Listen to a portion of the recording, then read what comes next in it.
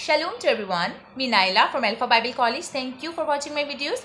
YouTube पे channel है Straight from the Bible with Naila के नाम से प्लीज़ लाइक एंड सब्सक्राइब जरूर कीजिएगा और वहाँ पर एक बेल आइकॉन है, प्लीज़ उसे प्रेस कर दीजिएगा ताकि आने वाली वीडियोस की नोटिफिकेशन आपको जल्दी मिल सके। आज आपसे बहुत ही कॉमन बात करने वाली हूँ।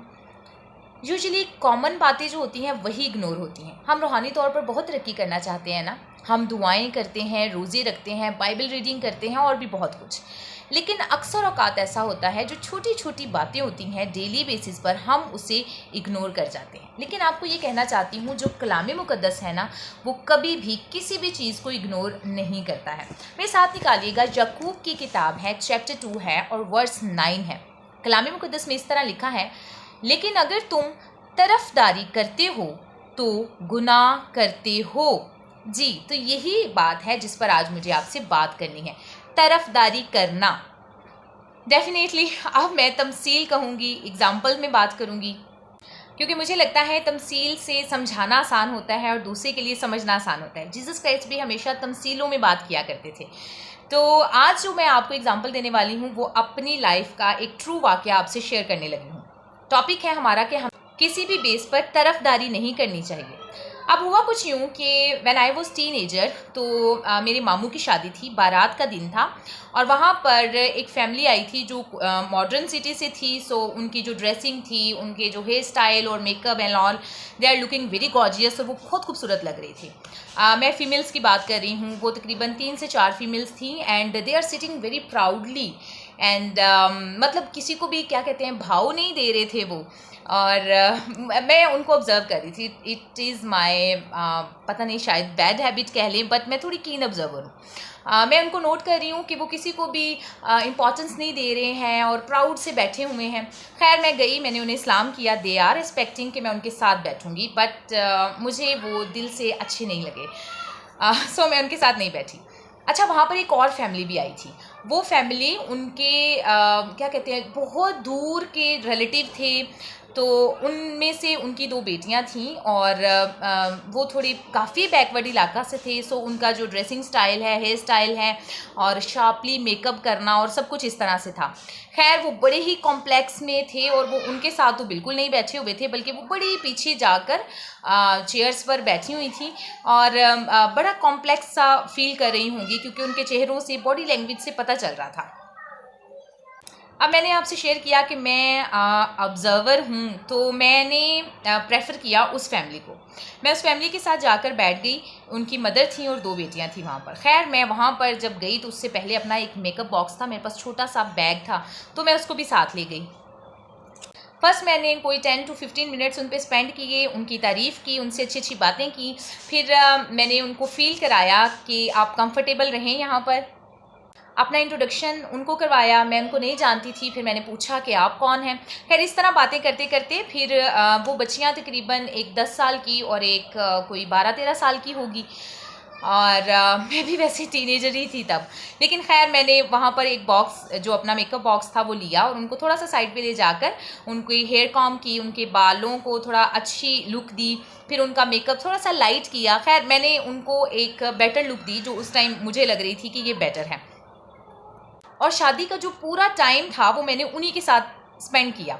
और जितने लोग थे, दे आर लाफिंग, मुझे अच्छी तरह याद है। वो बार बार मुझे कह रहे थे, इन लोगों के साथ क्यों बैठी हो, क्या ज़रूरत है, इधर आओ, हमारे साथ आओ, फ़लाँ बंदा तुमसे मिलना चाह रहा है, फ़लाँ बंदा तुम्हें मिला रहा है, इतनी देर बाद आई हो।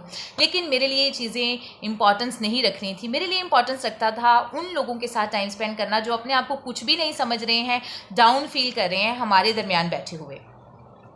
एक और एग्जांपल देती हूँ। मेरी ये आदत बन चुकी है और ये बड़ी देर से आदत है और मैं अपनी तारीफ़ नहीं कर रही हूँ, अपने आप को बढ़ा चढ़ा कर बयान नहीं कर रही हूँ, सिर्फ इतना बता रही हूँ कि ये छोटी छोटी चीज़ें हैं और ये हम में से हर एक की ज़िंदगी में मसीही होने के नाते होनी चाहिए।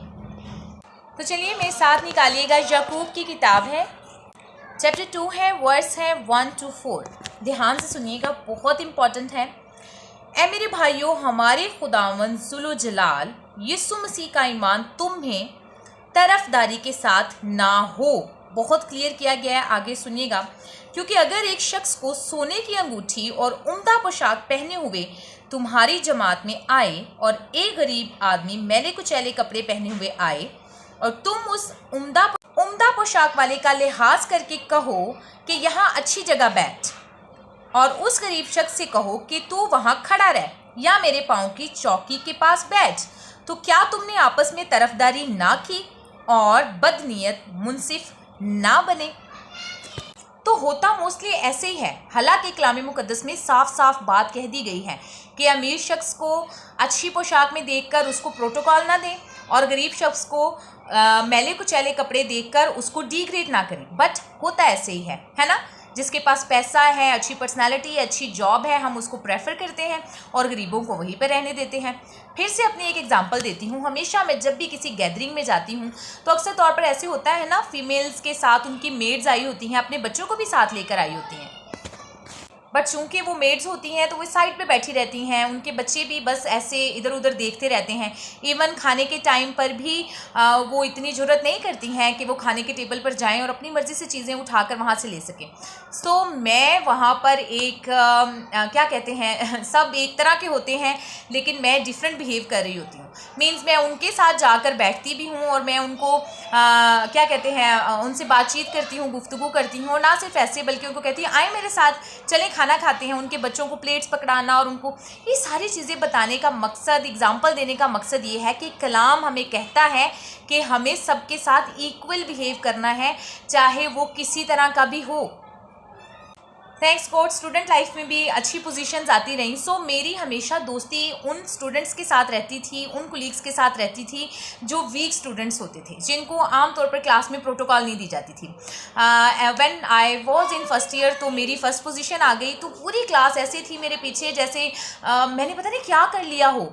लेकिन मैं हमेशा उनके साथ दोस्ती रखती थी जो स्टूडेंट्स वीक हैं, क्योंकि लोग आपके पास आपका फेम और आपकी पर्सनैलिटी और आपकी पोजीशन देख कर आते हैं। But you have to better know about the people, और आपको वही करना चाहिए जो सही है और जो कलाम मुकद्दस के मुताबिक है। कलाम मुकद्दस में ये भी लिखा है कि हजूम के साथ मत जाओ, वही करो जो सही है, इंसाफ के साथ है, चाहे आप उसके लिए अकेले हों। यूजुअली ऐसा ही होता है कि मैं जब किसी गैदरिंग में होती हूँ और इस तरह की चीज़ें करती हूँ तो लोग मुझे डिफरेंट समझते हैं और इन बैड वर्ड्स इवन लोग मुझे इस अच्छी निगाह से नहीं देख रहे होते हैं या अच्छा नहीं सोच रहे होते हैं। लाइक मैं इनके साथ क्यों बैठी हूँ, मैं इनके साथ ऐसे क्यों कर रही हूँ, ये तो हमारे साथ टाइम स्पेंड करने के लिए आई थी, ये ऐसा क्यों कर रही है। लेकिन हमें लोगों की तरह नहीं होना है कि वो कैसा सोचते हैं तो हमने वैसा बनना है। हमने बनना है कलाम मुकद्दस के मुताबिक कि कलाम हमें क्या फरमाता है और हमने वैसा बनना है। दैट इज़ एक्चुअली क्रिश्चियंस, ये सही मसीहियों की पहचान है। और आप पूरे यूरोप में देख लें, मैं मेजॉरिटी की बात कर रही हूँ, छोटी छोटी जो वीकनेसेस होती हैं उनकी नहीं। मेजॉरिटी जो यूरोप है वो हर एक को एक जैसा लेते हैं, वो किसी भी रंगो नस्ल से है, वो किसी भी रिलीजन से ताल्लुक़ रखता है, लेकिन वो तमाम लोगों को एक जैसा समझते हैं, एक जैसे राइट्स देते हैं। आप पाकिस्तान से जाकर भी यूरोप में रहें, वो आपको भी वही राइट्स देंगे जो वहाँ के अमेरिकन को, वहाँ के यूरोपियन को राइट्स होंगे, वही राइट्स आपको भी देंगे और वो तमाम फैसिलिटीज़ देंगे, क्योंकि वो कलाम मुकद्दस के मुताबिक और इसकी जो अहकामात हैं इस पर अमल करते हैं और वो किसी भी तौर पर किसी की भी तरफदारी नहीं करते हैं। सेम मैं अपनी जॉब पर भी पूरी कोशिश करती हूँ कि वही रिस्पेक्ट, वही टॉकिंग स्टाइल मेरा प्रिंसिपल के जो साथ है वही मेरा क्लर्क के साथ भी हो, कुलीग्स के साथ हो, स्वीपर के साथ हो, आया के साथ हो, क्योंकि हर एक की रिस्पेक्ट सेम है।